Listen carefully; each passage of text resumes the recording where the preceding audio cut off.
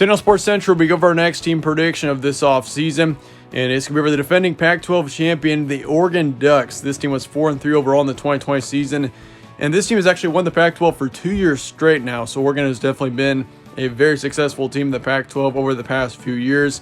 But I definitely think Oregon is going to be right back to being a main contender going into next season, possibly even a national contender next year, and why that is what we're going over here today.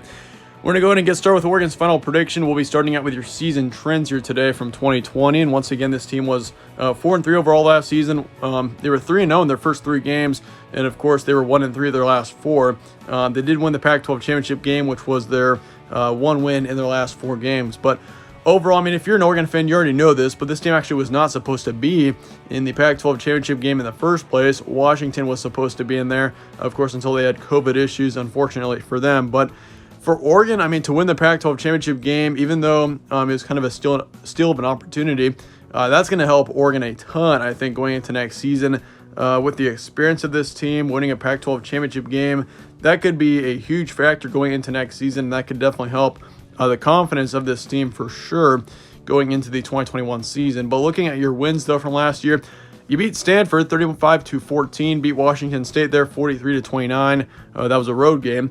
Beat UCLA 38-35 and beat USC once again in the championship 31-24. So overall, not a terrible season for Oregon. I know a lot of fans aren't very satisfied with Oregon's 2020 season, and as would I if I were an Oregon fan, just because, I mean, of course, being in the Pac-12 championship game wasn't supposed to happen. So that's definitely going to be a big goal, I think, for Oregon going into next season, is winning that Pac-12 North title outright. And I think for Oregon next season, that's actually going to be quite a challenge. I mean, you get a couple of pretty good teams up there in the Pac-12 North. Washington especially is going to be quite a tough opponent for next season. But looking at your returning production for next year, Tyler Shough is transferring away. He's going to Texas Tech, so he's not going to be with Oregon, obviously, next season. He had a very interesting 2020 season. I mean, he played pretty well, but his turnovers were definitely his main issue. Put up 1,500 yards, 13 touchdowns, 6 interceptions, so his stats weren't terrible. 64% completion rate as well. So not a terrible season for him, but Anthony Brown is stepping into the position for next season. Tyler Shough is gone, so it's Anthony Brown's time to shine for Oregon. So I think Anthony Brown's going to be a good quarterback for sure. I definitely think he's a name to watch out for. I mean, for Tyler Shough to transfer away just like that, I mean, yeah, Anthony Brown definitely showing some good potential, I think, in Oregon right now. Looking at the running back position, Travis Dye is coming back. CJ Verdell's coming back. This team's got a tremendous amount of potential across the board here. I mean, CJ Verdell and Travis Dye both combined for nearly 1,000 yards last season and 8 touchdowns. So watch out for that running back core. You also want to watch out for the receiving core.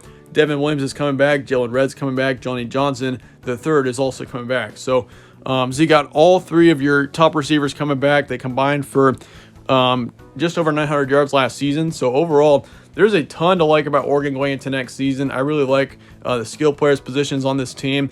The only thing that I'm kind of worried about with Oregon is how the quarterback position is going to look. Anthony Brown, though, I feel like Anthony Brown is going to come out and be an outstanding quarterback next season. I mean, who knows? He could possibly, I mean, I don't want to say he gets injured, but if he does get injured, that could be a terrible situation for Oregon. I mean, there's not a whole lot of depth right now in the quarterback position for Oregon. But Anthony Brown, I definitely think, I mean, if Tyler Shough transferred away just like that, I mean, he transferred away rather quickly once the season ended.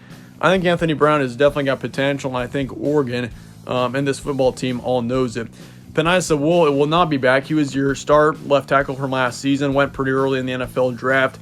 That will be probably the toughest loss on this team just because of how impactful he was on that offensive line. You lose 2 defensive linemen, 3 in the secondary, so you lose 5 starters on the defensive side.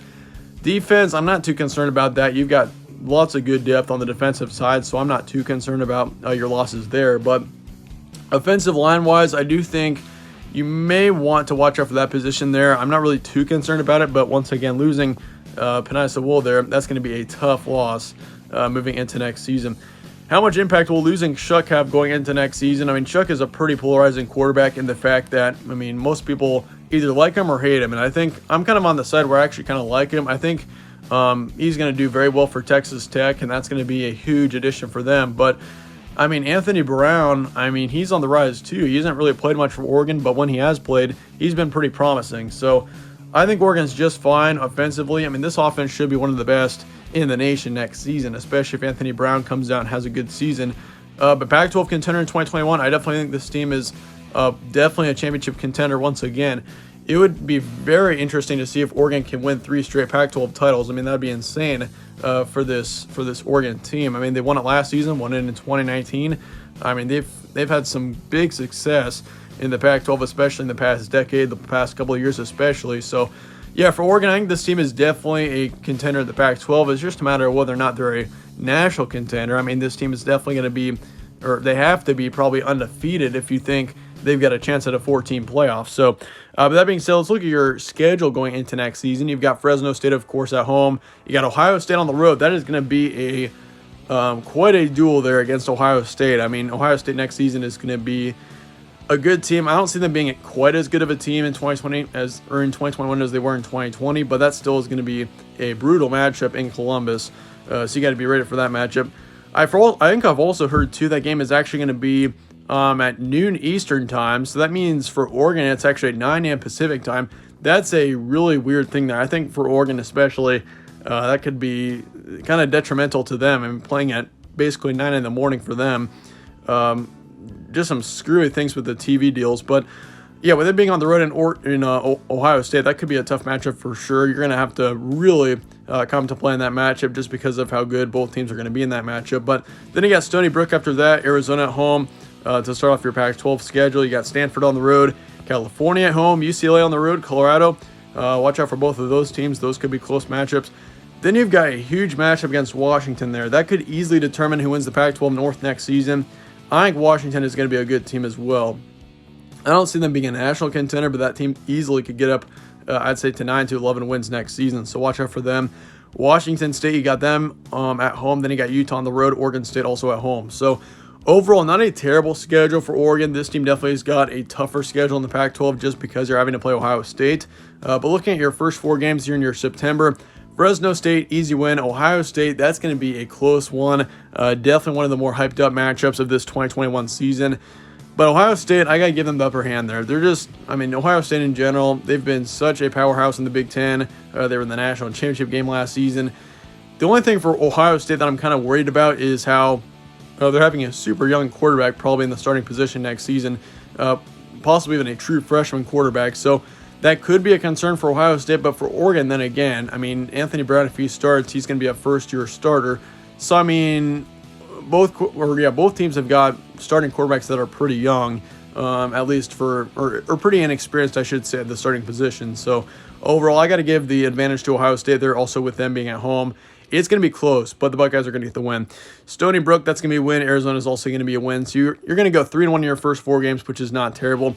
As for your October, Stanford's a win. California is a win. UCLA could be a closer matchup there. I think UCLA next season should be pretty good, but I'm going to give Oregon the win there. Colorado also is going to be a close one. I like Colorado quite a bit next season. If their quarterback position is good, Colorado is a team to really watch out for in the Pac-12. But yes, I'm going to give Oregon the win there either way. So you're going to be 7-1 heading into your November here, which is a pretty good position to be in, I think, if you're 7-1, just because, I mean, you've got 4 games that are pretty tough in your first 8. So, I mean, overall, if you're 7-1, that is a pretty good position. But then you got Washington there.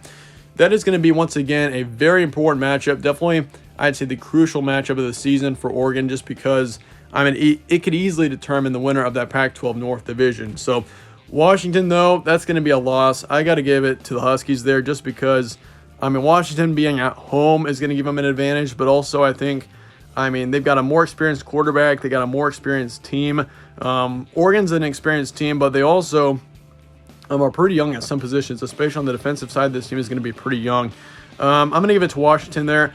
I mean, once again, I'm not saying that Washington is going to win the division because they win that game. I actually think Oregon's going to win the division next season, but it's going to be, once again, pretty close. I do see Washington getting up to 9 or 10 wins. So it's just a matter of how many wins that Washington has at that point. But I got to give it to the Huskies right now. But once again, I mean, that could easily change over the course of the season. Like, this is just a prediction out of the month of June. But looking at that Washington State matchup, that'll be a win. Utah is going to be close as well. You got them on the road. They should be a decent team with Charlie Brewer in there. But it will be close. I'm going to give it to Oregon, though. And then Oregon State, of course, also wins. So you're going to be 10-2. Overall, if you're 10-2 next season, especially with a tough schedule like this, I mean, 10-2 would be a good record, I think, for Oregon next season.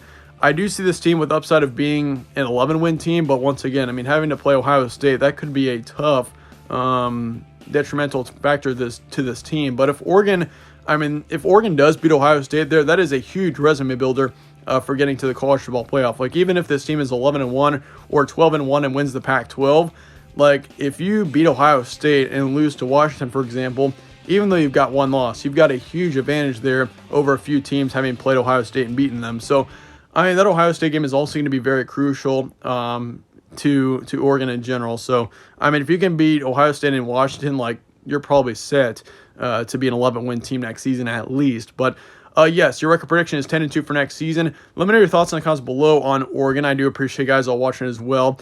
So yeah, stay tuned for more from All Sports Central. I'll see you guys later.